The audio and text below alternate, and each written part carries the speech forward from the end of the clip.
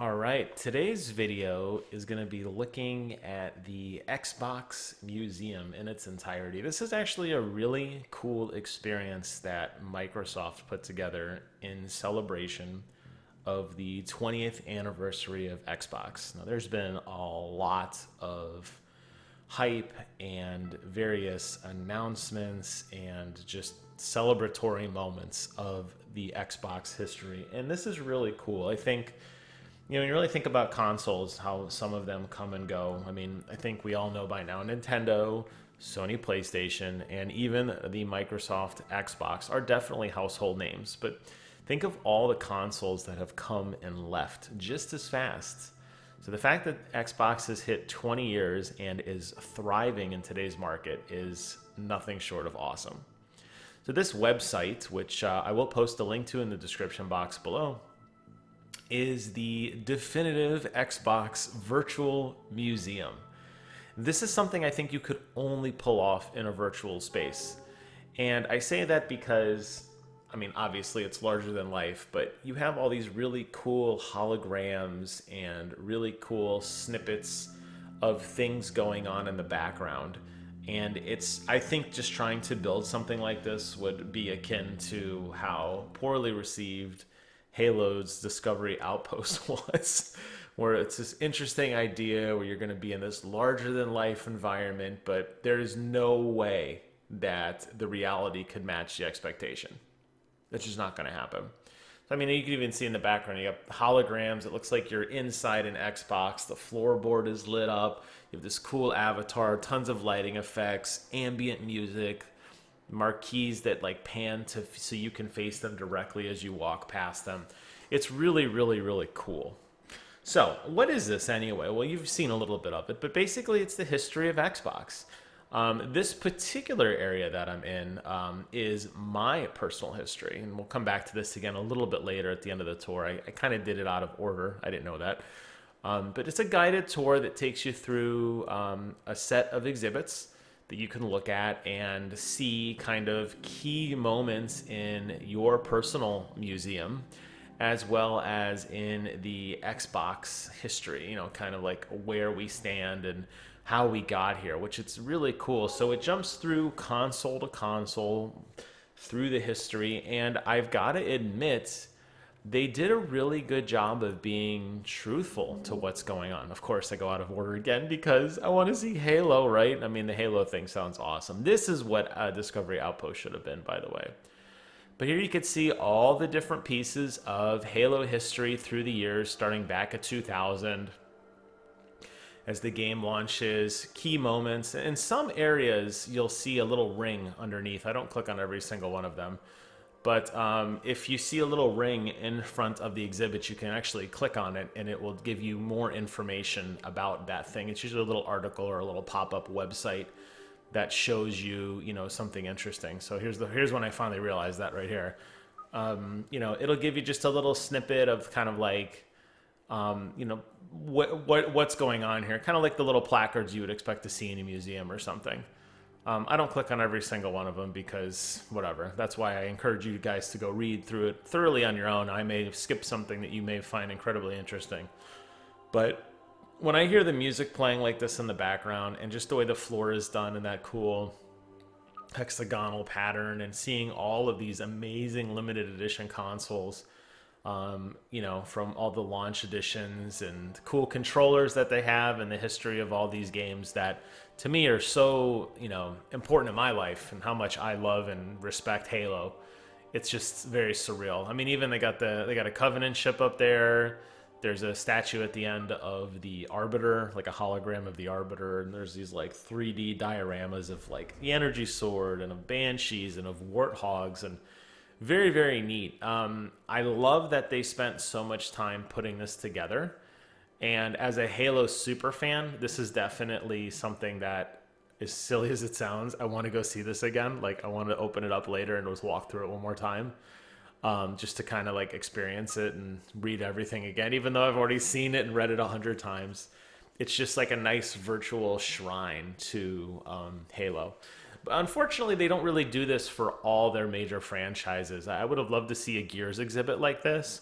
I would have loved to see a Forza exhibit like this. I would say those are kind of their tentpole franchises. Unfortunately, Gears doesn't get nearly as much love as Halo, most likely because Halo Infinite just came and they're trying to promote the game, and this is a wonderful way to promote the game, right? To get everybody all wound up playing the game by having this amazing exhibit to walk through. There's that horrendous, ugly looking console that I did not buy.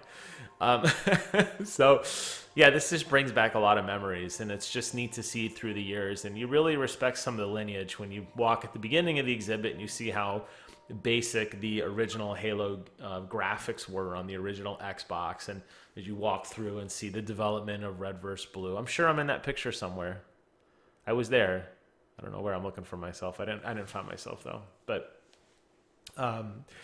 yeah, when you look at the history and just how things started to where they got, that's just so interesting to see that, now here we are, Halo Infinite, and it's coming, and multiplayer is out, and it's just very surreal.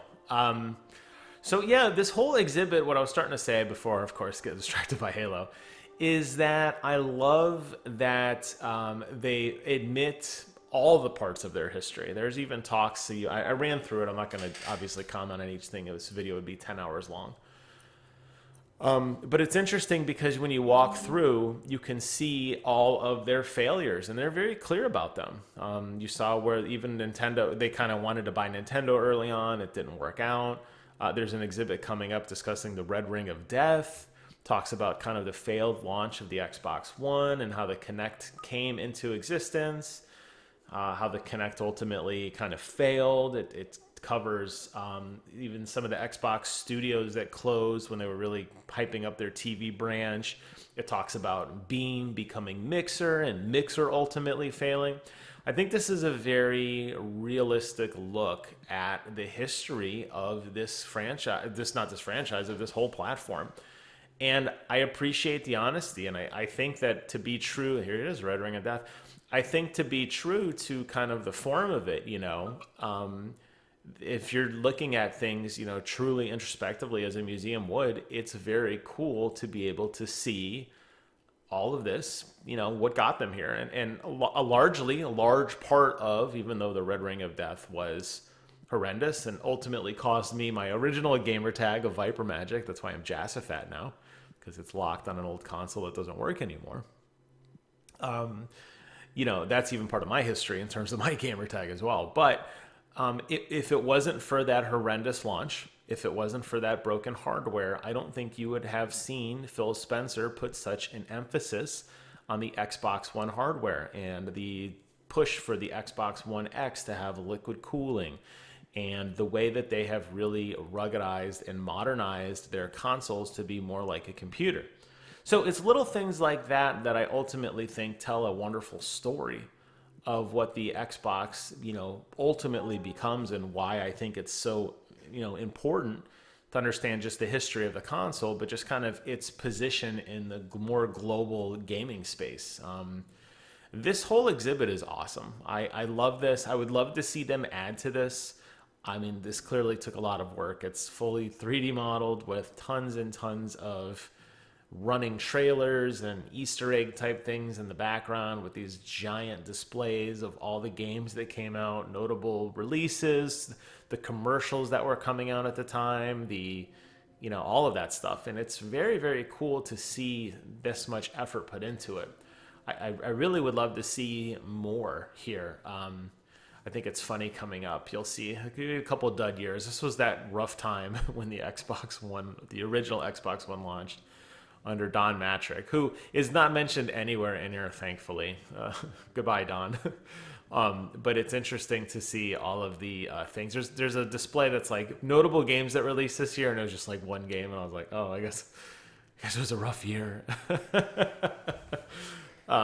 But yeah, I mean, here you can kind of see this is the Phil Spencer era where we start getting, some really cool hardware, the adaptive controller, the Xbox Series S and X, the Elite controller, and then we move on to, the finale of this little tour. But very well done. Hats off to the guys for putting this all together. And I'm just, like I said, a little disappointed, I guess. One of these things, you always want more, right? I would love to see Gears because when we went back to we'll go back to it at the very end of my personal museum. My top three games played are Halo 5 Guardians, which I don't know if that record will ever be beat. I've spent, I don't know, I don't even want to tell you how many hours on that. I calculated at one point and it was a lot.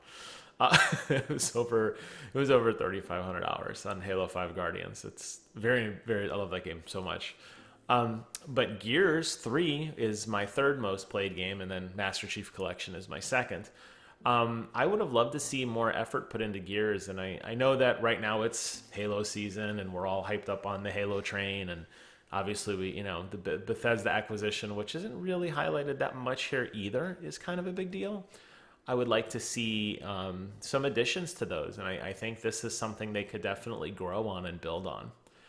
Closing out the museum tour here, it takes you to their kind of celebratory page where you can see some of the things they have going on. Really looking forward to that Story of Xbox documentary premiering next month. I will definitely be doing a full review of that. I cannot wait to see that. But this is just kind of a nice closeout of all of the things. It dumps you to the store. It shows you some of the merchandise they have, shows you some of the things for FanFest and some of the promotions and giveaways they have with the Microsoft points and your Game Pass challenges and that sort of thing. And I think that's actually really, really cool. So if you haven't already, like I said, go check out the museum. Go walk through your museum. Tell me what your best, I'm sure this will inspire some nostalgia in you. It has to. I don't see how it can't. I mean, when I look at that thing alone and I see how many hours I spent on that and how long I played it, it definitely hits me in the feels. But go check out your museum. Leave some comments below.